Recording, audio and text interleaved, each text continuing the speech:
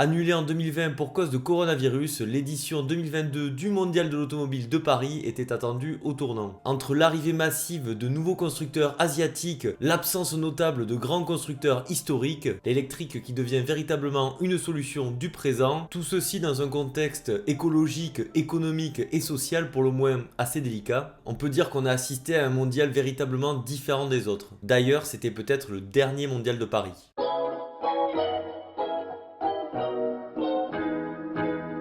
Alors du coup, qu'est-ce que j'en ai pensé? On va commencer par les choses que j'ai appréciées. Du côté des concept cars, l'Alpine Alpenglow est sûrement la voiture la plus spectaculaire du salon. Son design peut être clivant, mais c'est en tout cas une prise de risque que je salue. J'ai pu voir pour la première fois en vrai le concept de la Renault 5 et je vous avoue qu'il m'a pas mal plu. À voir en version définitive, mais si ça ressemble fortement à ce concept, je suis preneur. La Renault 5 Turbo 3E est aussi un joli hommage à la Renault 5 Turbo. Enfin, le Scenic Vision nous prouve que le Scenic n'est pas mort et que sa prochaine version pourrait être assez enthousiasmante. Pour finir avec les concepts qui m'ont plu, je trouve que le Dacia Manifesto est vraiment réussi dans ce qu'il propose. Pour ce qui est des futures voitures de série, je vous avoue avoir eu un petit coup de cœur pour la Microlino. Cette réinterprétation moderne de la BMW Isetta est vraiment complètement craquante. Mention spéciale aux petits constructeurs français qui proposent chacun leur vision de l'automobile, réussie selon moi. Après le visionnage de cette vidéo, je vous inviterai à regarder la vidéo que j'ai réalisée sur ces petits constructeurs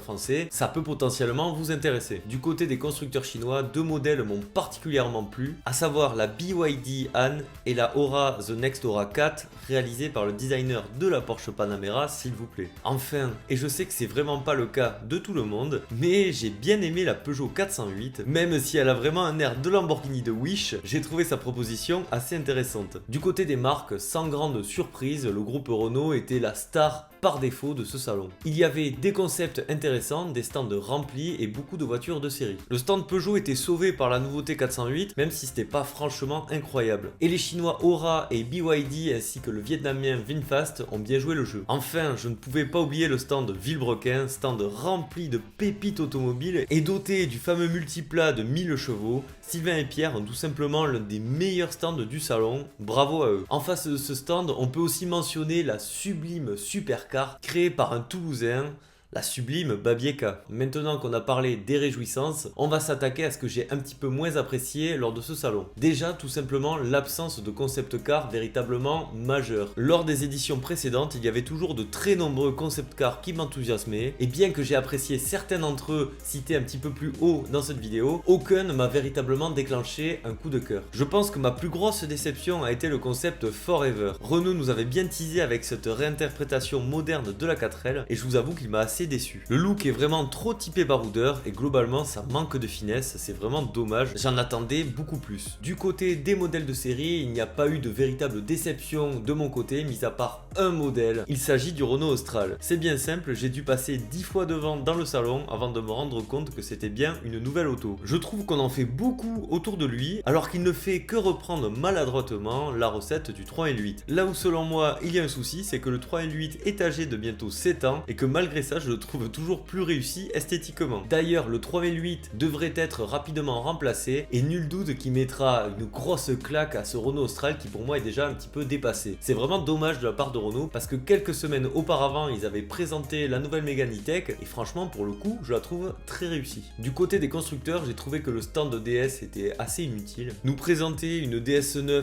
hors de prix et des SUV restylés, je pense que la présence de Citroën aurait été plus pertinente que celle de DS lors de ce salon. Les constructeurs chinois Wei et CRS ne m'ont également pas trop convaincu. Enfin, et c'est bien ça le plus triste, l'absence de la quasi-totalité des constructeurs historiques. Je ne peux même pas vous faire la liste, ça serait beaucoup trop long. Du coup, forcément, c'est une édition différente. J'avais déjà commencé à ressentir ceci en 2018, mais là, c'est grandement accentué. Tout est beaucoup plus mesuré, à l'image des goodies offerts. Je me rappelle, en 2006 par exemple, j'étais revenu avec des poches entières de cadeaux, de petites attentions sympas de la part des constructeurs que l'on pouvait avoir uniquement en allant à ce salon. Ben là, mis à part le tote bag que vous avez vu dans la vidéo que j'ai sortie hier, franchement il n'y avait rien du tout. Nous sommes dans une autre époque et ça se voit. Et forcément ce salon a un petit peu perdu de son âme. Pour ce qui est des futures tendances, les constructeurs ont définitivement tourné la page du thermique, ça c'est fait. Aujourd'hui l'électrique est la solution qui s'impose de façon logique. Il y a tout de même quelques marques qui tentent le pari de l'hydrogène. C'est un pari osé, surtout quand l'on voit en France aujourd'hui le nombre de stations hydrogène déployées.